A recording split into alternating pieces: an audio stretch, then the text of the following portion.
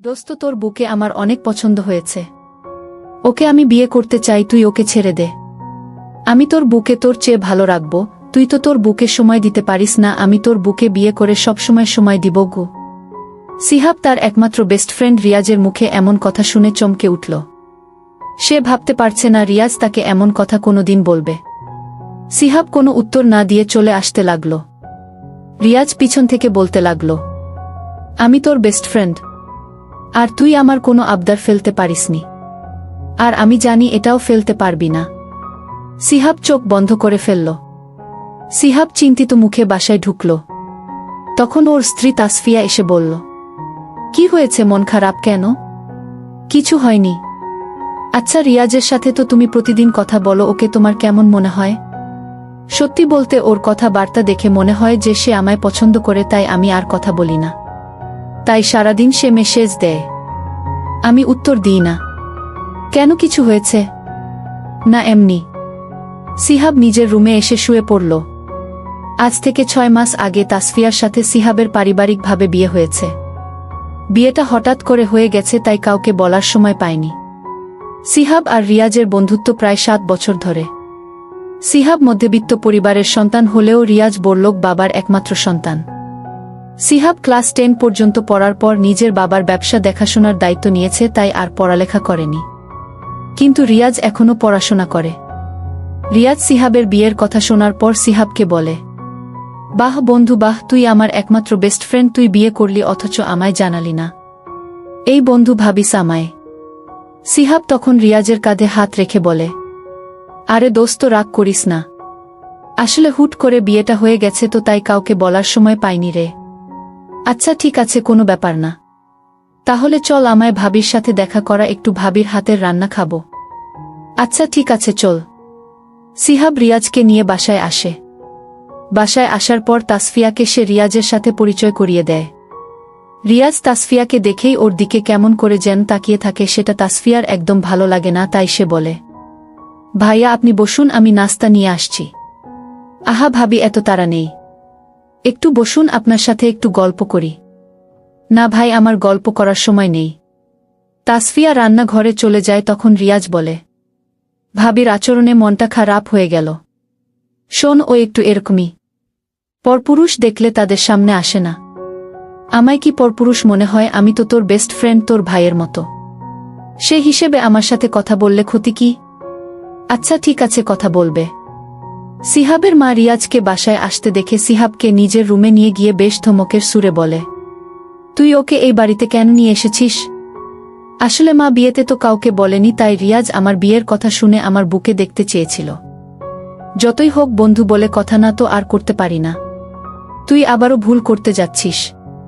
কি দরকার তোর বউয়ের সাথে পরিচয় করার? একবার কি করেছে তোর সাথে, সেটা কি ভুলে গেছিস? মা, সে এটা করে ভুল করেছে আর আমার কাছে মাফ চেয়েছে। আর আমার বিশ্বাস সে আর কিছু করবে না। তোর এই সহজে মানুষকে বিশ্বাস করার ব্যাপারটা তোর বিপদ ডেকে নিয়ে আসে। যা পারিস কর।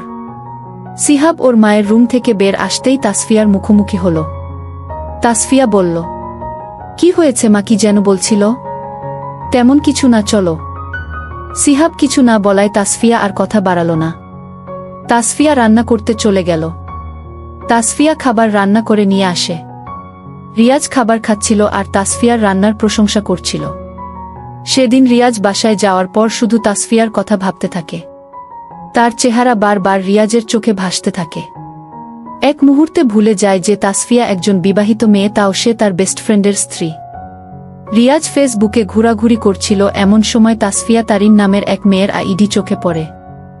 রিয়াজ আইডি ঢুকে মিউচুয়াল ফ্রেন্ড লিস্টে সিহাবকে দেখে বুঝে যায় এটাই তাসফিয়ার আইডি। রিয়াজ তাসফিয়ার আইডিতে রিকোয়েস্ট পাঠায়, কিন্তু তাসফিয়া কোনো রেসপন্স করে না। তখন রিয়াজ ইনবক্সে নিজের পরিচয় দেয়। তাসফিয়া তখন সিহাবকে বলে, তোমার ফ্রেন্ড আমার আইডি মেসেজ দিয়েছে, কি করব? কথা বলিও, তবে নিজে থেকে মেসেজ দিবে না। সেটা তো কখনোই করব না। আমার তো তুমি ছাড়া আর কারো সাথে কথা বলতে ইচ্ছা করে না। সিহাব হেসে উঠে তাসফিয়াকে জড়িয়ে ধরে ওর কপালে চুমু দেয়। তাসফিয়া তখন বলে, আমি ফেসবুক চালাই, শুধুমাত্র গল্প পড়ে সময় পার করি। এছাড়া আমি আর কারো সাথে কথা বলি না। তুমি আমার আইডির পাসওয়ার্ড রাখতে পারো, সমস্যা নেই। আমি আমার বুটাকে বিশ্বাস করি। আমার বউ আমায় ছাড়া আর কাউকে ভালোবাসতেই পারে না। হি হি, ঠিক বলেছ। যখন আমাদের বাবু হবে তখন আর এসব চালাবো না। তখন বাবুকে নিয়ে সময় পার করব। খুব শীঘ্রই তোমার সে আশা পূরণ হবে ইনশাল্লাহ। তাসফিয়ার মুখে লজ্জার ভাব দেখা যায়। এভাবে চলছে দুইজনের মিষ্টি ভালোবাসার দিনগুলো। তাসফিয়া প্রতিদিন সিহাবের বাসায় আসার অপেক্ষা করতে থাকে। এই অপেক্ষা করার বিষয়টা তাসফিয়ার খুব ভালো লাগে। দিন শেষে যখন সিহাব বাসায় ফিরে আসে তখন তাসফিয়ার মনে হয় এই মুহূর্তে ওর দীর্ঘ সময়ের অপেক্ষার অবসান হল। সিহাব বাসায় এসেই তাসফিয়াকে একবার জড়িয়ে ধরে কপালে একটা চুমু দেয়। সিহাব বলে তার এই কাজটা নাকি তার সারাদিনের ক্লান্তি দূর করে দেয়। তাসফিয়া নিজেও তো এমনটাই চায়। এরপর বাকি সময়টুকু দুইজন হাসি ঠাট্টা দুষ্টুমি আর গল্প করে কাটিয়ে দেয়। রিয়াজ প্রতিদিন তাসফিয়ার সাথে মেসেজে কথা বলে। তাসফিয়া বেশ ভদ্র হবে ওর মেসেজের রিপ্লাই দেয়।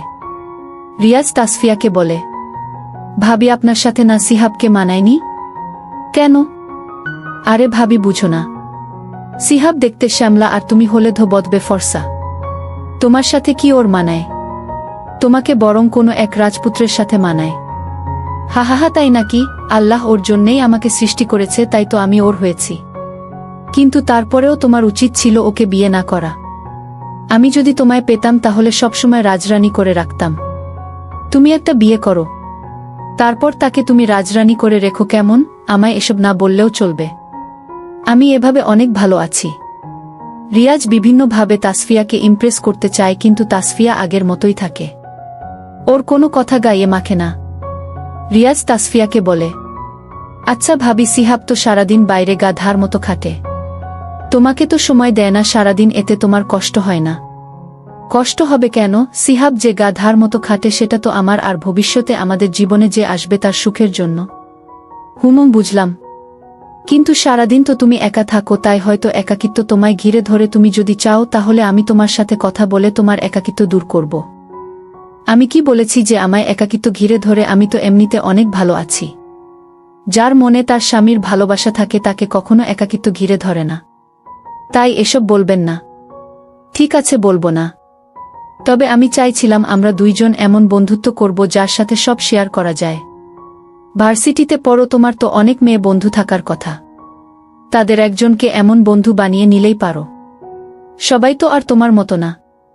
আমি চাইছিলাম সিহাব তো আমার ছেলে বেস্ট ফ্রেন্ড, আর তার স্ত্রী হিসেবে তুমি না হয় আমার মেয়ে বেস্ট ফ্রেন্ড হলে। সরি ভাই, আমার একমাত্র বেস্ট ফ্রেন্ড আমার স্বামী, তাই দ্বিতীয় কাউকে আমি চাই না। আর আমায় মেসেজ দিবে না ভাই তুমি। এবার মেসেজ দিলে ব্লক করে দিবা। তখন রিয়াজ বলে, সিহাব একটা মেয়েকে পছন্দ করত, জানো সেটা? জানি, বিয়ের আগে সব বলেছে আমায়। সে শুধু পছন্দ করত, এর বেশি কিছু না। প্রেম তো আর করেনি। এমন হতেই পারে। আর মেসেজ দিবেন না। এরপর থেকে তাসফিয়া রিয়াজের সাথে আর কোনো কথা বলে না।